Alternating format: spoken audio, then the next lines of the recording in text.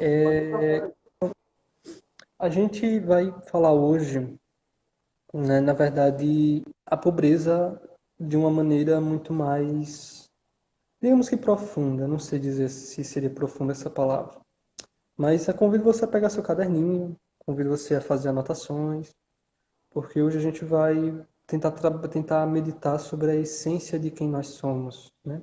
Sobre quem eu sou, sobre o que eu sou, sobre quem me criou, né? Como que ele me criou. Então, convido você a pegar seu caderninho, meditar. Hoje a gente vai fazer uma reflexão sobre quem nós somos, quem eu sou. Então, primeira pergunta: quem eu sou? Quem sou eu? Quem é essa pessoa, né? Que, que está aqui vivendo, né? No seu caso, que está assistindo, que está sentado, deitado. No meu caso, que estou aqui, né? Conduzindo nesse momento. Quem nós somos? Quem é a nossa essência? Né? Tudo aquilo que somos, seja no nosso corporal, no nosso espiritual, na nossa mente, quem nós somos por inteiro, né?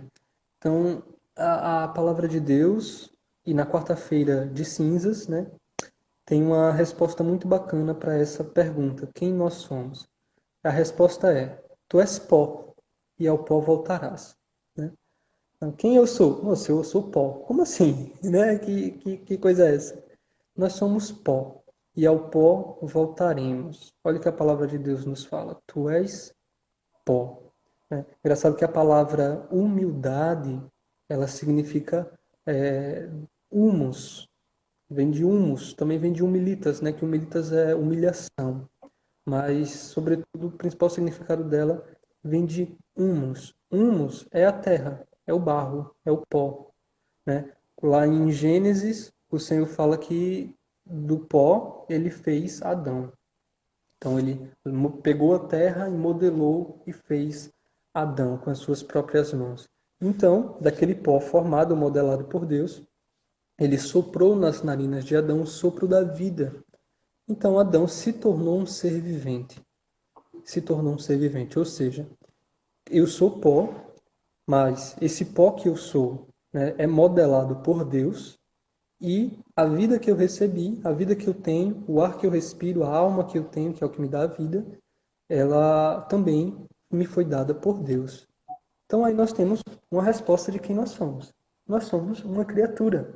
Nós somos uma criatura, né? Então a gente começa a perceber, nossa, que dignidade que eu tenho, né? Que eu sou pó, eu sou terra, eu sou barro.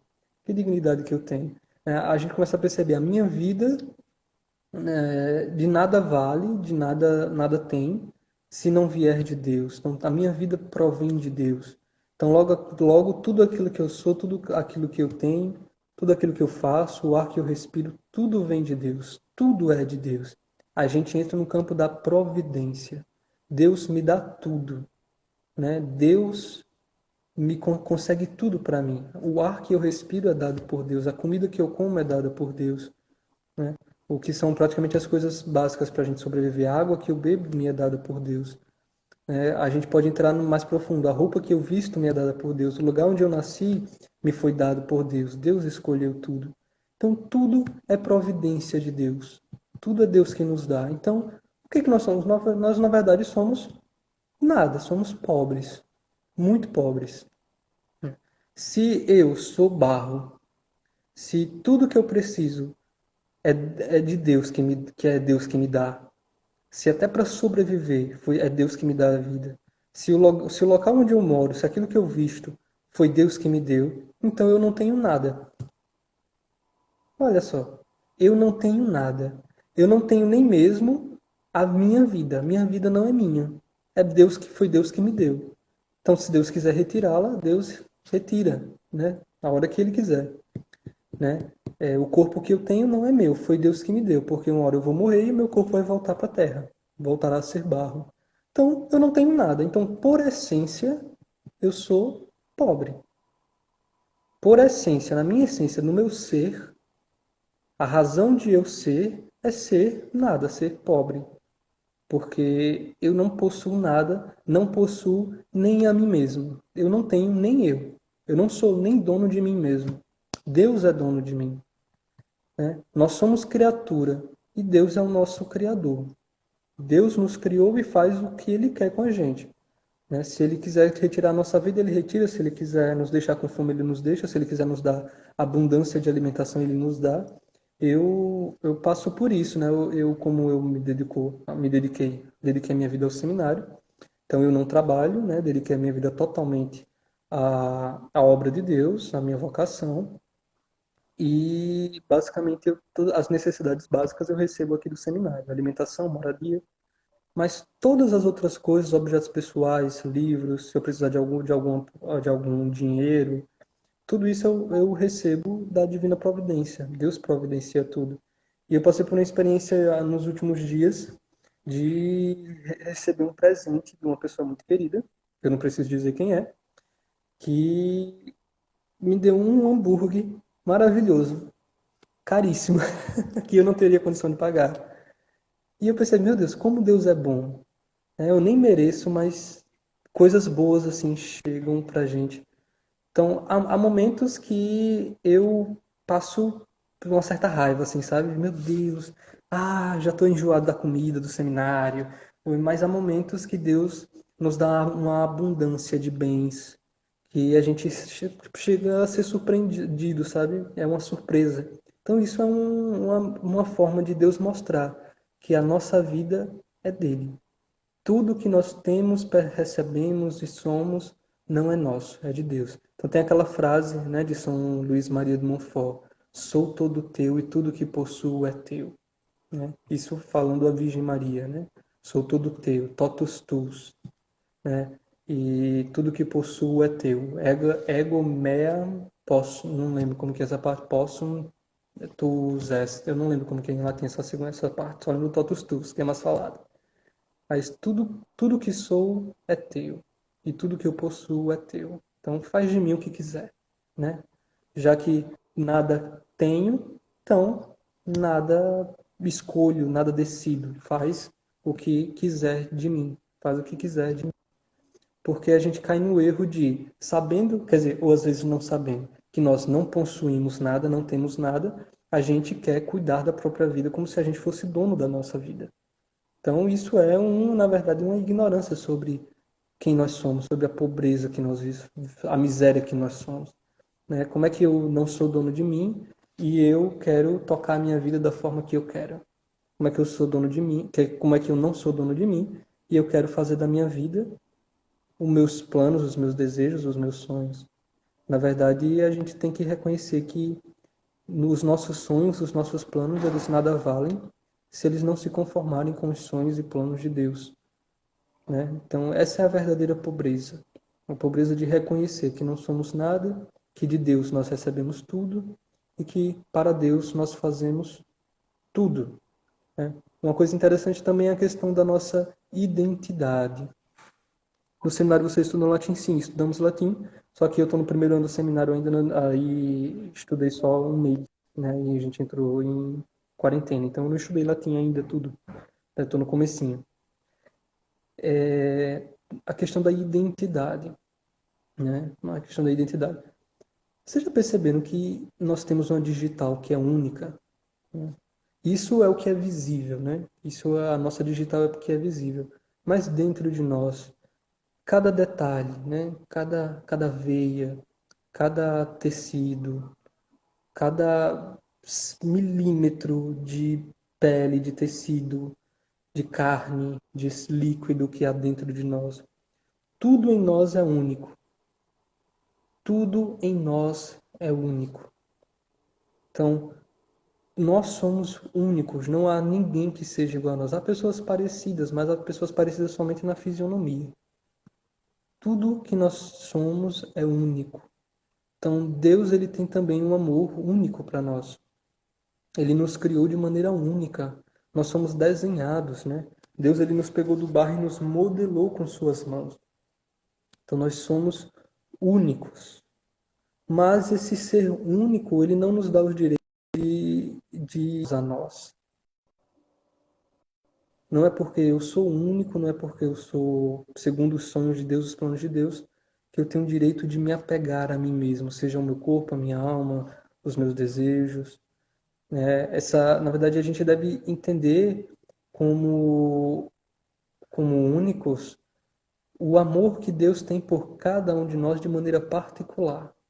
De maneira particular. E reconhecendo esse amor particular que Deus tem por nós, a gente devolve para Ele também um amor particular, já que Ele me ama de maneira única, então eu também não posso dividir o meu amor a Ele. Eu devo amá-lo de maneira única.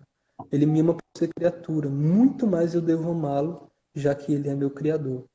Né? Então é um amor único, totalmente direcionado a Ele, sem apego a mais nada, sem apego a mais ninguém, nem a nós mesmos. Né? Eu acho que depois do apego às criaturas, do apego às outras coisas externas, o pior apego é o apego que nós temos a nós mesmos. Né? Então, Deus ele me ama de maneira única e eu tenho que devolver para Ele um amor único, desapegado, um amor desapegado. E aí, a gente meditando quem somos nós, que foi a primeira pergunta, nós vamos responder uma segunda pergunta. Qual a finalidade da minha vida? Qual o objetivo da minha vida? Está sendo quase uma coisa vocacional, né? Quem sou eu? Qual o objetivo da minha vida? Né? Está sendo quase uma coisa vocacional. Mas, primeira pergunta, quem sou eu? Nós somos pó. Qual o objetivo? Qual a finalidade da minha vida? Então, a carta a encíclica, né, um documento da igreja chamado Lumen Gentium, que ele trata sobre a constituição dogmática da igreja, ele fala que todas as pessoas têm a vocação à santidade. Então, Deus nos criou. Deus nos criou. E ele criou com muito amor, de maneira única e pessoal. Cada pessoa, né, cada de uma maneira única, você é único, cada um tem uma própria identidade, mas todos nós temos em comum uma vocação, né? Todos nós digamos que teríamos duas vocações, mas sobretudo temos uma vocação em comum, né? Que essa vocação em comum é a vocação à santidade, ou seja, todos nós, segundo a criação de Deus, na ordem da graça, nós temos a vocação à santidade, a sermos santos. Ou seja, você que está aí ouvindo, saiba que você tem vocação para ser santo. Você tem vocação para ser santo. Todo mundo tem. Isso é uma recente descoberta da igreja, na verdade. Né? A igreja nunca não pensava dessa maneira que todo mundo tinha vocação para ser santo. Todo mundo podia ser santo, mas nem todo mundo tinha vocação para ser santo. Na verdade, todos temos vocação para ser santos. Porque essa foi a finalidade que Deus colocou na nossa vida. Mas o que é essa santidade que nós temos vocação? A santidade que nós temos vocação não é nada mais, nada menos do que a salvação. Ser santo também está ligado ao ser salvo. Ou seja, todos nós podemos ser salvos, logo todos nós podemos ser santos. Então, esse ser salvo e ser santo que nós temos vocação é, na verdade, olhar para si, reconhecer que nós somos criatura, reconhecer que nós somos pó e ao pó voltaremos, reconhecer que nós temos um Criador, reconhecer que nós iremos morrer e quando a gente morrer, nós teremos um fim. Na nossa vida terrena, iniciaremos uma vida eterna. E essa vida eterna, segundo a minha vida, ela pode ser uma vida no paraíso, na glória eterna. Mas para que eu viva essa vida na glória eterna, eu preciso reconhecer que eu sou pó, preciso reconhecer que eu sou humus, que eu sou terra, que eu sou criatura, que Deus me ama de maneira única, que eu o amarei de maneira única, desapegado do que tiver ao meu redor. Então, essa é a vocação à santidade. É olhar para o céu e ver como o único fim, ver o céu de maneira essencial, ver o céu de maneira necessária à nossa vida. Né? Então, é como diz São Felipe Neri, eu prefiro o paraíso. Paraíso, paraíso, eu prefiro o paraíso. Céu, doce céu. Né? Só pensar no céu. Já que Santa Teresinha ela tem uma frase muito linda que ela diz: a vida é um brevíssimo segundo, a vida é muito rápida, né? Quando a gente pensa na eternidade, no tempo eterno, no tempo eternidade, a gente vê o quanto a vida é rápida, poucos anos, 60, 50, 70 anos, 80, alguns poucos, né? É muito pouco, muito pouco, muito pouco comparado à eternidade, né? Imagina a eternidade. Eu não sei quem foi o santo, acho que foi São João Bosco, que ele viu que tinham algumas pessoas, alguns jovens, apegados a alguns pecados, né? Ele era confessor, e ele falou: Meu filho, você é muito apegado a tal pecado. Faça o seguinte. Aí ele pegou uma vela, coloque o dedo nessa vela, me diga quanto tempo você consegue ficar com o dedo nessa vela. Aí ele se assustou, ué. Aí ele foi lá colocar o dedo na vela e pum, tirou, né? Esquentou, tirou. Ninguém vai ficar mais que 2 segundos com o dedo na vela. E ele, meu filho, você não passou nem um segundo direito com o dedo na vela. Como é que você vai passar a eternidade queimando no fogo do inferno? Né? Então, olha o que é eternidade. Né? Santa Jacinta, né, que foi uma das 3 pastorinhas, que era a mais nova, tinha 7 anos de idade, ela disse: o, o inferno é terrível. O inferno é terrível, porque Nossa Senhora de Fátima abriu o inferno para os 3 pastorinhos verem. Ela disse: seria bom que todas as pessoas vissem o inferno, porque assim fariam de tudo para não ir para lá. Porque passar a eternidade no inferno, meu Deus, só de pensar nisso já me dá arrepios, né? Passar a eternidade queimando no inferno. Então, nós fomos feitos, na verdade, para a eternidade, né? Já que essa vida é um brevíssimo segundo, já que essa vida é passageira, então devemos pensar sobretudo na eternidade. E se devemos pensar na eternidade, devemos pensar como que vamos viver a nossa vida para alcançar a eternidade. Como é que eu quero alcançar a eternidade apegado aos bens temporais, aos bens desse tempo, aos bens que são, na verdade, passageiros, que para a gente é valioso, mas que comparado à eternidade não vale tanto assim, né? Vamos pensar mais um pouquinho sobre quem nós somos. Olha só, eu tenho o costume aqui no seminário, né, eu não sei se vocês conhecem aqui o seminário em Maceió, mas aqui na frente do seminário tem um estacionamento bem aberto e a gente consegue ver o céu assim de maneira muito tranquila, que é muito aberto, né? Tem apenas algumas palmeiras. Então, nesses dias aqui em Maceió tá com a lua bem forte. Então eu tenho o costume de rezar o texto ali no estacionamento andando, né, dando uma volta. E olhando para o céu, olhando para as estrelas, para as nuvens, para a lua. E eu estava olhando, observando a imensidão do universo, né? Obviamente, aquilo que a gente vê do universo é muito pouco, né? A gente vê, olha para o céu, tenta imaginar o universo, a gente, na verdade, não está vendo quase nada. A gente está vendo um pequenininho, assim, do que é o universo. Eu estava pensando, meu Deus, olha a Lua, o tamanho da Lua, a Terra, o tamanho da Terra. Mas isso é apenas um pedacinho de uma galáxia entre tantas e tantas galáxias. Quem sou eu? Eu sou uma pessoa em um país de 200 milhões de habitantes, em um mundo com 7 bilhões e meio de habitantes, que está dentro de um sistema solar, dentro de milhares de sistemas solares, que é um sistema solar em uma Via Láctea, né, em uma galáxia, entre tantas e tantas outras galáxias. Então, quem sou eu? Então, eu sou nada, né? Não sou nada. Não sou nada. Somos só mais um que vai passar, que vai morrer, que vai, daqui a poucos anos, ou talvez hoje ou amanhã, a gente já pode morrer. A única certeza que eu tenho na minha vida é essa, que eu vou morrer.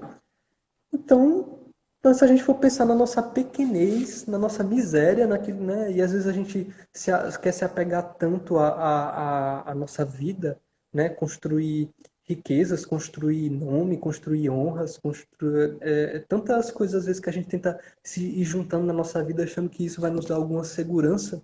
Enquanto a gente pensa na eternidade e vê, meu Deus, eu vou viver 60, 70 anos no máximo, ou 80 talvez, e depois vou passar a eternidade todinha. Então eu não posso me apegar a essa vida passageira, sendo que a vida eterna me espera, né? É importante que a gente saiba que Deus não nos criou somente para adorá-lo aqui nessa vida. Deus não nos criou somente para comungá-lo e adorá-lo e viver essa vida assim de adoração, de lutar contra o pecado. Deus não nos criou somente para isso. Isso essa a criação, mas isso é um meio para chegar a uma verdadeira adoração. Essa nossa vida é um meio para chegar ao verdadeiro louvor. A essência da nossa vida, ela na verdade vai começar a partir da eternidade. Então, a gente deve, sobretudo, pensar e viver a eternidade desde agora. Se a gente quer o céu, se a gente almeja o céu, a gente deve antecipar o céu aqui na terra, que foi isso que os santos fizeram. A gente vai antecipar o céu por meio da Eucaristia, vai antecipar o céu por meio da oração, vai antecipar o céu por meio da leitura da palavra. A gente vai viver aqui nessa vida uma vida celeste. Uma vida celeste. Como eu disse e falo de novo, São Felipe Neri, eu prefiro o paraíso diante do pecado, eu prefiro o paraíso diante dos apegos, eu prefiro o paraíso diante das riquezas, eu prefiro o paraíso. O paraíso é eterno, né? Então, o apego que a gente vai viver aqui, na verdade, um apego às misérias, às coisas pequenas, às coisas passageiras. Quando a gente começa a pensar na imensidão do que é a criação, na imensidão do que é a eternidade, todas as outras coisas se tornam coisas miseráveis, se tornam pequenas misérias, né? Mas por que que nós somos assim apegados ao mundo? Por que que nós temos esses apegos? Santo Tomás de Aquino, ele define como a tríplice concupiscência. Tríplice concupiscência. O que que é concupiscência? Concupiscência é uma inclinação natural que nós temos a coisas terrenas, já que temos uma parte terrena.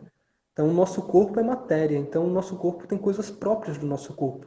E essas coisas próprias são essas inclinações, que são em três categorias. Por isso, tríplice concupiscência.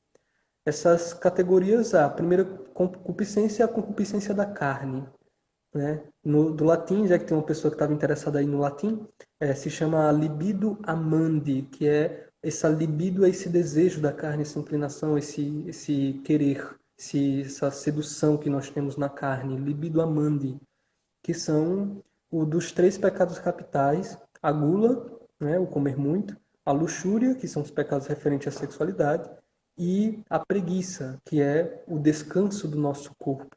Então, essa é a primeira concupiscência que nós temos, a concupiscência da carne, do corpo.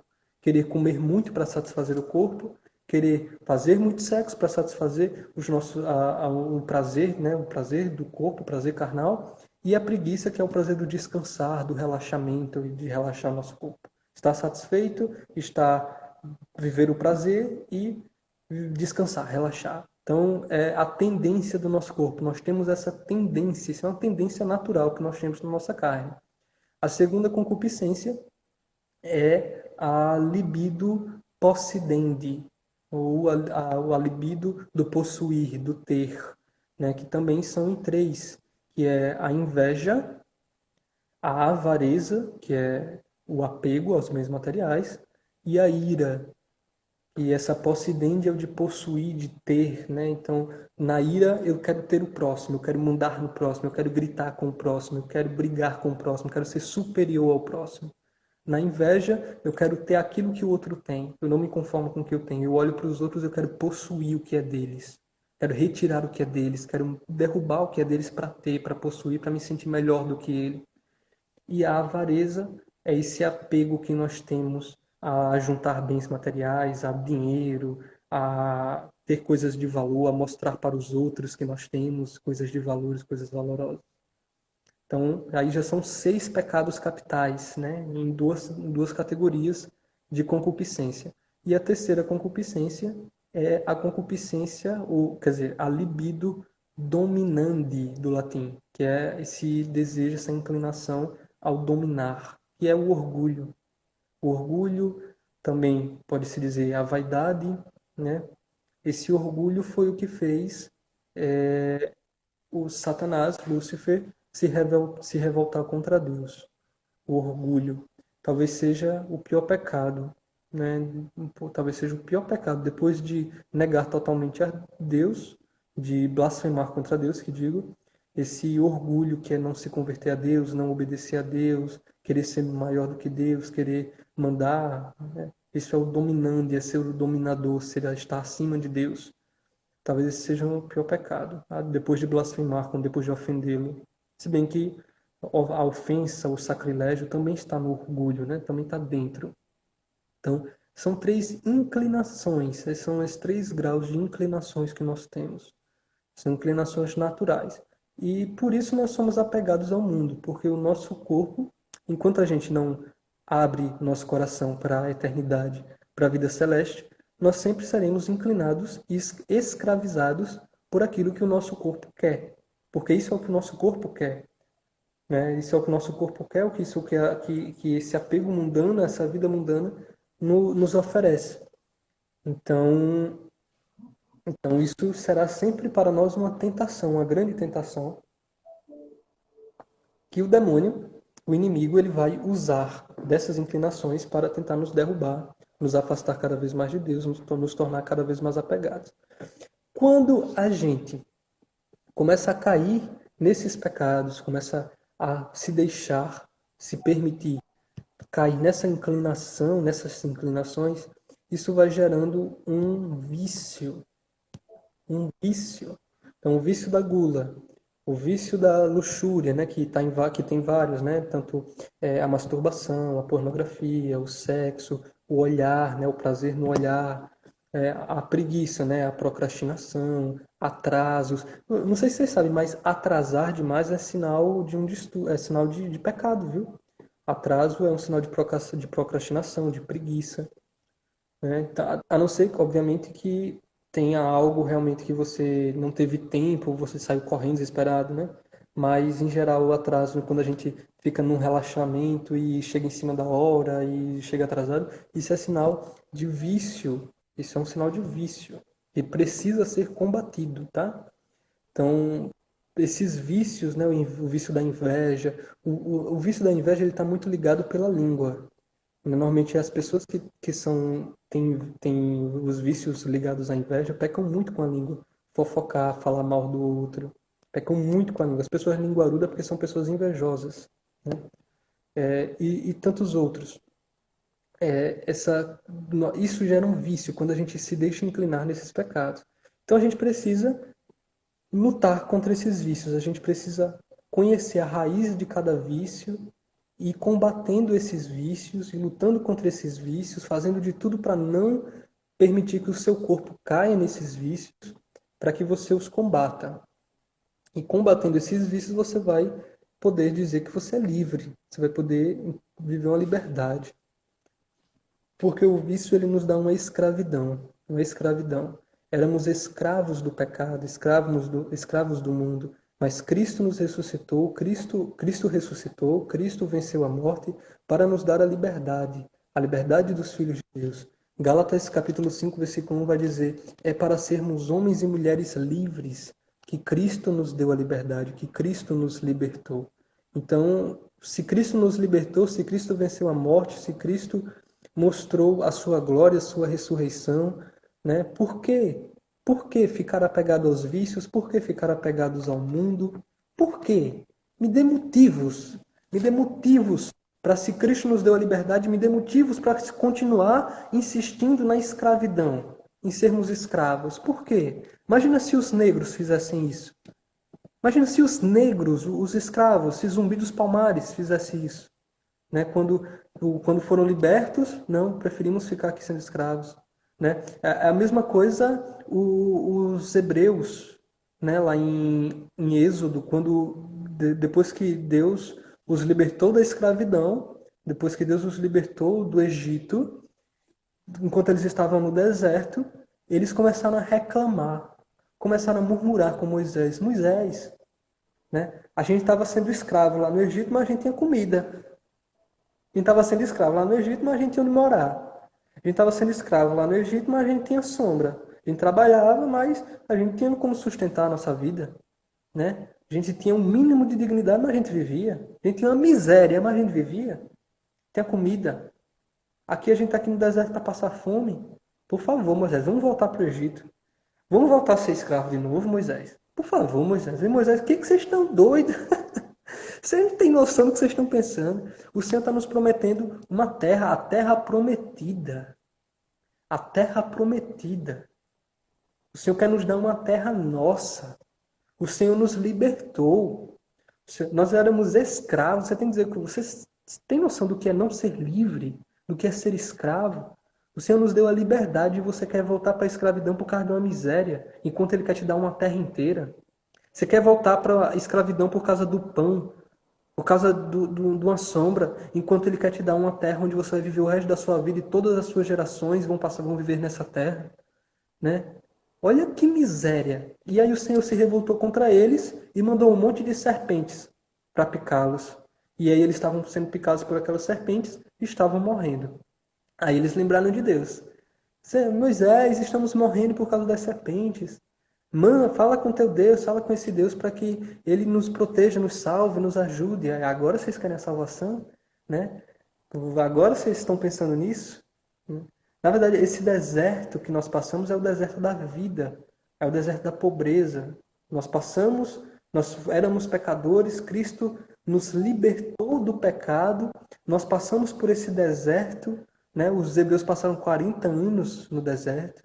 Nós passamos por esse deserto, mas nós chegaremos à terra prometida. E essa terra prometida é a eternidade. Agora, por que que os hebreus queriam voltar a ser escravizados? Porque o sol estava pegando, porque eles estavam sentindo fome, estavam sentindo sede, porque o corpo deles estava sofrendo. O corpo dele, a vida deles estava sendo sofrida. Passar 40 anos no deserto não é fácil. A vida deles estava sendo sofrida. Mas essa vida sofrida é a pobreza, a verdadeira pobreza. Diz reconhecer que ao final desta vida teremos uma terra prometida. Ao final dessa vida teremos algo bom prometido por Deus, confiando em Deus. Nós confiamos, nós esperamos em Deus. Esperar em Deus, a virtude da esperança. Olha o que é a verdadeira pobreza. A verdadeira pobreza é aceitar passar pelo deserto da vida em vista da eternidade, em vista daquilo que não passa, sabendo que nós fomos libertados da escravidão. Então, se nós fomos libertados da escravidão, pelo amor de Deus, não queira voltar a ser escravo, não. Não queira se voltar ao pecado se Deus quer te dar uma vida de santidade. Se Deus já te tirou da miséria, viva as glórias de Deus, viva as graças de Deus, né? Lá em Mateus 5, eu acho que é o versículo 4, vai falar: bem-aventurados os pobres, porque deles já é o reino dos céus, porque eles já possuem o reino dos céus. Bem-aventurados os pobres, porque eles já têm. Ora, se eu vivo aqui essa pobreza espiritual em vista da eternidade, na verdade, eu já possuo. Moisés não viu a terra prometida, não chegou à terra prometida. Todo o povo chegou, mas Moisés não. Mas, mesmo que Moisés não tenha chegado, tenha falecido antes de chegar à terra prometida, ele já possui a terra prometida. A memória dele ficou para sempre na mente daquele povo. Moisés foi o homem que foi guiado por Deus e o libertou e levou, conduziu até a terra prometida. Então, a terra prometida é de Moisés, é a terra de Moisés. É a terra do Senhor que o Senhor deu a Moisés. Então, é por direito. É direito. Então, o bem-aventurado os pobres, porque deles já é o reino dos céus. E lá em Mateus 19, também no encontro do jovem rico com Jesus, né? Um encontro muito profundo, né? Enquanto o jovem rico chega diante de Jesus, fala: Mestre, que devo fazer para alcançar a vida eterna? Ele quer a vida eterna. E Jesus fala: bom, não adultere, não mate, não roube, não faça mal contra teu irmão, honra teu pai e tua mãe, né? Não cobice a mulher do próximo. Fala ali os mandamentos. E ele fala: mas eu já faço isso, eu já sou cumpridor dos mandamentos. Aí ele: bom, se queres ser perfeito, se queres ser perfeito, vende tudo o que tens, dá aos pobres e me segue. Então, aí está a perfeição, né? Se ele já vive os 10 mandamentos, beleza, ele até pode alcançar o céu, mas ele nunca será perfeito. Ele nunca será perfeito porque, inclusive, ele saiu triste. Ele saiu triste porque ele tinha muitos bens, ele era apegado aos seus bens. Olha que miséria. Ele desistiu da perfeição, desistiu de ser perfeito, né? Inclusive em Marcos, ou é Lucas, não lembro, nessa mesma história, não vai falar se queres ser perfeito, vai falar de outra maneira. Se eu não me engano é Lucas. Lucas 10, não lembro. Mas ele fala, a narrativa diz assim: neste momento Jesus olhou para aquele jovem e o amou. E disse: Bom, só uma coisa te falta. Vende tudo que tens, dá aos pobres e me segue. E o jovem saiu triste. Ele negou a perfeição e ele negou o amor de Jesus por causa de um apego. Por causa de um apego, por causa dos apegos a seus bens materiais. Veja que miséria. Enquanto Jesus quer nos dar o seu amor, enquanto Jesus quer nos ensinar o caminho da perfeição, ele está substituindo isso por miséria de bens, de riquezas, que vão passar, tudo vai passar, ele vai envelhecer, vai morrer, vai deixar tudo para quem? Né? Imagina, que vida miserável. Né? Às vezes a gente fala, nossa, aquelas pessoas que vivem a miséria são aquelas pessoas que não possuem nada. Mas muito mais miseráveis são as pessoas que são apegadas a bens materiais, a dinheiro, a honras, a nome, a status. Muito mais miseráveis são essas pessoas. Né? O quanto somos apegados às nossas misérias. Tem até uma historinha de uma criança que ela tinha uma balinha, aí ela foi vir um vaso, que era um vaso, ele era aberto assim, ele afunilava e embaixo ele era grande, né? Bem grandezinho assim, mas ele era bem fininho. Aí ele jogou a balinha lá dentro e foi tentar pegar. Aí ele fez assim com a mão entrou todinha. Aí ele pegou a balinha e fechou a mão. E quem disse que ele subia? E o braço ficou preso, porque embaixo era um pouquinho maior, e a única maneira dele conseguir puxar o braço de novo era se ele soltasse a balinha, fizesse esse mesmo movimento e puxasse a mão. E ele ficou lá, tentando puxar a balinha, o vaso nada, o vaso saiu, começou a chorar, começou a espernear, e meu Deus, eu quero minha balinha, eu quero minha balinha, eu quero tirar minha mão, e foi um aperreio danado. E aí a família dele lá, tira a sua mão, solta a bala, ele não vou soltar a bala, não vou soltar a bala, não vou soltar a bala. Aí o vô dele foi esperto, aí foi na venda, comprou um monte de bala e chegou, ó, se você soltar essa bala, eu te dou todas essas aqui. E aí a criança foi, soltou a bala, tirou e pegou todas aquelas balas. Então, às vezes a gente é apegado por misérias, enquanto Deus quer nos dar uma verdadeira abundância de bens. É como Jesus falou, eu vim para que tenha vida e vida em abundância. Vai ter pastorzinho evangélico protestante dizendo que essa vida em abundância é dinheiro. E não é não, essa vida em abundância é a felicidade eterna, é a vida eterna. Deus não lhe criou para você ser um homem rico, ou você ser uma pessoa de sucesso, de nome, não. Deus lhe criou para que você participe da glória e da alegria que ele vive lá no céu. Deus não lhe criou para as coisas pequenas e passageiras dessa vida. Deus lhe criou para a eternidade, para a glória eterna. Né? Papa Bento tem uma frase fantástica. Ele diz: o mundo quer nos oferecer conforto, o mundo quer nos vender bens materiais, riquezas, status, né? Tudo coisa passageira e tudo coisa miserável. Nós não fomos feitos para o conforto. Nós não fomos feitos para esses bens materiais passageiros. Nós fomos feitos para a grandeza. Nós fomos feitos para a eternidade. Nós somos feitos para a glória eterna, para viver na glória eterna junto com Deus e adorá-lo face a face e participar da alegria que ele vive no céu. Mas para isso é necessário que a gente rejeite as coisas passageiras, terrenas, mundanas e abra o coração para dizer como São Felipe Neri: eu prefiro o paraíso. Amém. Louvado seja nosso Senhor Jesus Cristo, para sempre seja